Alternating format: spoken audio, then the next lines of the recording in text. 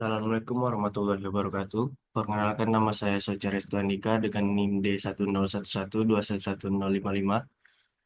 Pertama-tama saya ucapkan terima kasih kepada Ibu Dr. Nur Hayati, STMT selaku pembimbing utama saya, Bapak Insinyur Eko Yulianto, STMT IPM selaku dosen pembimbing kedua saya.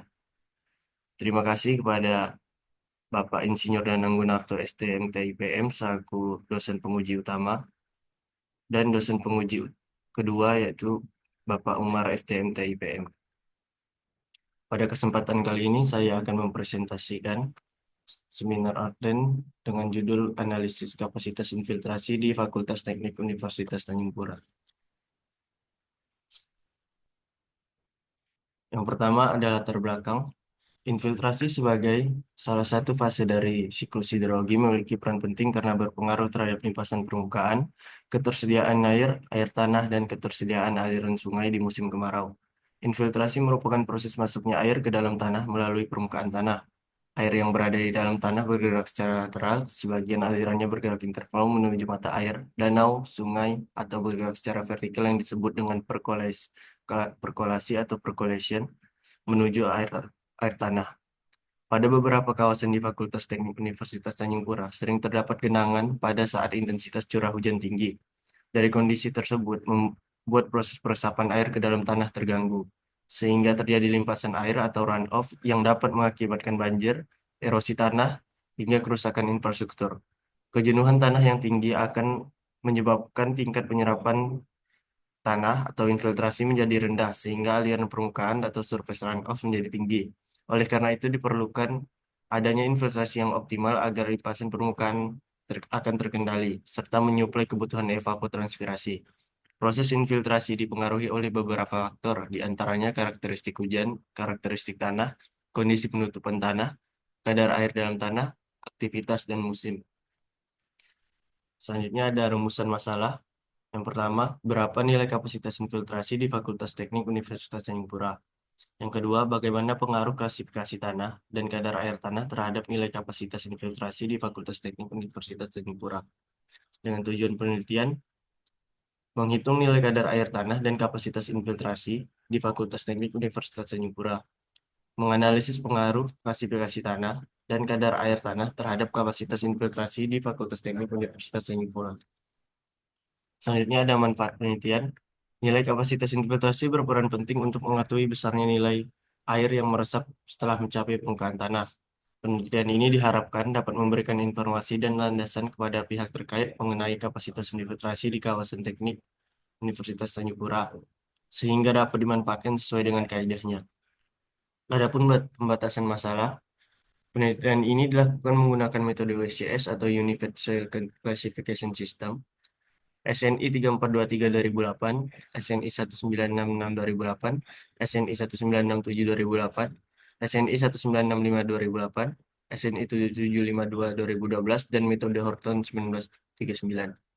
Penelitian ini membahas tentang pengaruh klasifikasi tanah dan kadar air tanah terhadap kapasitas infiltrasi. Selanjutnya ada sistematika penulisan. Yang pertama ada pendahuluan, kedua tinjauan pustaka, ketiga metodologi penelitian, yang keempat hasil dan pembahasan, dan terakhir yang kelima adalah penutup. Metodologi penelitian. Lokasi penelitian. Penelitian ini dilakukan di kawasan Universitas Tanjung Pura, tepatnya di Fakultas Teknik Universitas Tanjung Pura, Kecamatan Pontianak Tenggara, Kota Pontianak, Kalimantan Barat. Secara geografis, lokasi Universitas Tanjung Pura berada pada 0 derajat 3 menit 24 detik Lintang Utara dan 19 derajat 20 menit 51 detik bujur timur. Penelitian ini dilakukan pada 6 titik lokasi dengan variasi tutupan lahan yang berbeda di kawasan Fakultas Teknik Universitas Tanjung Pura. Titik pertama merupakan lahan terbuka dengan penutup permukaan berupa semak atau belukar, dengan keadaan sekitar belum terganggu dengan perubahan tata guna lahan. Titik kedua merupakan lahan terbuka dengan penutup permukaan bervegetasi berupa rumput dengan keadaan sekitar area berupa bangunan yang menyebabkan terganggu dengan limpasan air dari perubahan tata guna lahan tersebut. Dan ada titik ketiga merupakan lahan terbuka tidak bervegetasi. Yang titik keempat merupakan lahan terbangun yang permukaannya berupa paving block. Titik kelima merupakan lahan terbangun tutupan permukaan berupa cor beton. Dan titik keenam merupakan lahan terbangun dengan tutupan permukaan berupakan aspal. Jenis penelitian. Penelitian ini menggunakan pendekatan kuantitatif deskriptif guna memberikan gambaran komprehensif tentang fenomena yang diamati atau diteliti.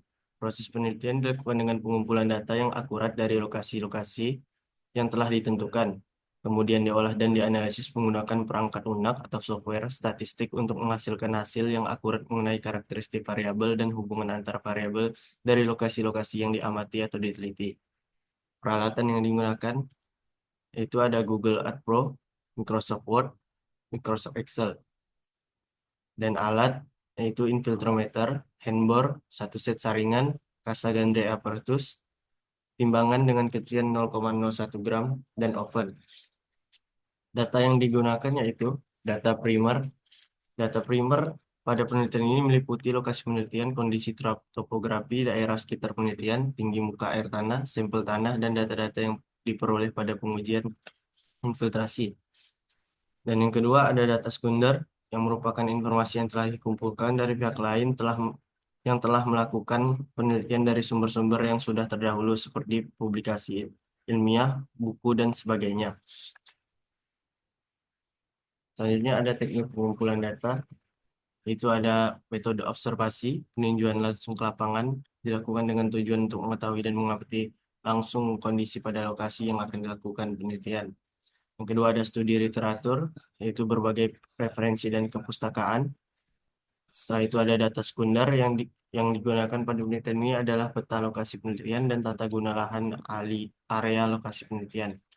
Selanjutnya ada data primer yang digunakan pada penelitian ini meliputi kondisi topografi daerah sekitar penelitian, tinggi muka air, sampel tanah, dan data-data yang diperoleh dari pengujian infiltrasi. Selanjutnya ada analisa data. Yang pertama ada analisa klasifikasi tanah. Analisa klasifikasi tanah dilakukan untuk mengetahui jenis tanah berdasarkan karakteristik masing-masing tanah. Pada penelitian ini, klasifikasi tanah menggunakan metode klasifikasi tanah USCS atau Universal Classification yang dikelompokkan menjadi dua, yaitu tanah berputih kasar dan tanah berputih halus. Adapun simbol-simbol dalam metode USCS adalah sebagai berikut. Parameter yang digunakan pada klasifikasi tanah metode USCS adalah hasil dari pengujian analisa saringan yang mengacu pada SNI 3423 2008 dan hasil pengujian Atterberg limit yang mengacu pada SNI 1966 2008 dan 1967 2008. Prosedur prosedur penentuan klasifikasi tanah dengan metode USCS adalah sebagai berikut.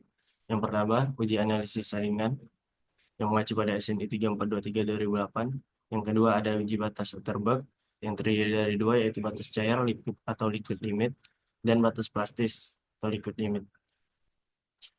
Yang ketiga, hitung nilai indeks plastisitas dengan rumus PI sama dengan LL dikurang PL, di mana PI merupakan indeks plastisitas, LL merupakan batas cair, dan PL merupakan batas plastis. Setelah itu, tentukan klasifikasi tanah dengan menentukan nilai batas cair dan indeks plastisitas pada grafik klasifikasi tanah metode USCS berikut. Setelah didapatkan hasil, tentukan tanah berdasarkan tabel berikut. Setelah itu ada analisa kadar air. Analisa kadar air yang di sini menggunakan SNI 1965 2008 dengan prosedur sebagai berikut. Dan perhitungan kadar air dalam persen dengan menggunakan persamaan sebagai berikut, di mana W merupakan kadar air, W1 merupakan berat cawan dalam satuan gram, W2 berat cawan plus tanah basah dalam satuan gram, W3 berat cawan dalam tanah kering dalam satuan gram. Yang selanjutnya ada analisis kapasitas infiltrasi.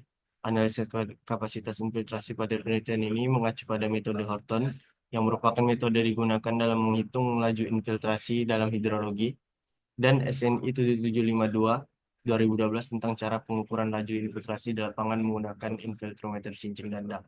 Berikut ada formulir data pengukuran infiltrasi berdasarkan SNI 7752 2012. Perhitungan F aktual dengan rumus sebagai berikut. di mana F aktual merupakan laju infiltrasi, delta Hc merupakan perubahan tinggi muka air di selang waktu, dan T perubahan selang waktu pengukuran. Untuk mengetahui nilai kapasitas infiltrasi, nilai F yang diperoleh dikalikan dengan nilai konversi sebagai rumus berikut. Pengukuran dilakukan menggunakan metode Horton 1939 sebagai berikut dengan rumus sebagai berikut, di mana Ft merupakan kapasitas infiltrasi pada saat T, Fc besar infiltrasi saat konstan, Fo besar infiltrasi saat awal, K merupakan konstanta, dan E merupakan bilangan Naperian yaitu 2,718, dan T adalah waktu, di mana laju infiltrasi awal dihitung menggunakan persamaan sebagai berikut. Sementara persamaan konstanta Horton K dinyatakan sebagai berikut. Untuk menghitung jumlah infiltrasi total atau FT selama waktu menggunakan persamaan sebagai berikut, di mana FT merupakan infiltrasi total, FC merupakan laju infiltrasi konstan akhir, FT laju infiltrasi awal, K merupakan konstanta, dan T waktu awal infiltrasi, dan E merupakan bilangan dasar logaritma Naperian yaitu 2,718. Selanjutnya ada analisa pengaruh klasifikasi tanah dan kadar air terhadap infiltrasi tanah menurut jurnal yang sudah terdahulu. Di mana jika tekstur tanah presentasi pasir lebih besar dibandingkan liat dan debu, maka hasil laju infiltrasinya juga akan lebih cepat. Hal serupa juga disampaikan menurut Delima dan kawan-kawan dengan komposisi fraksi pasir yang tinggi, maka tekstur tanah pasir berlempung mempunyai pori-pori yang besar dan banyak sehingga kemampuan dalam meneruskan air lebih besar. Apabila kadar air tanah menilai tinggi, maka nilai infiltrasi menjadi rendah, dan sebaliknya apabila kadar air tanah rendah, maka nilai infiltrasi menjadi tinggi. Kandungan kadar air tanah yang tinggi akan membuat tanah jenuh sehingga menurunkan kapasitas infiltrasi pada tanah. Berikut ada diagram alir penelitian. Sekian, terima kasih. Wassalamualaikum warahmatullahi wabarakatuh.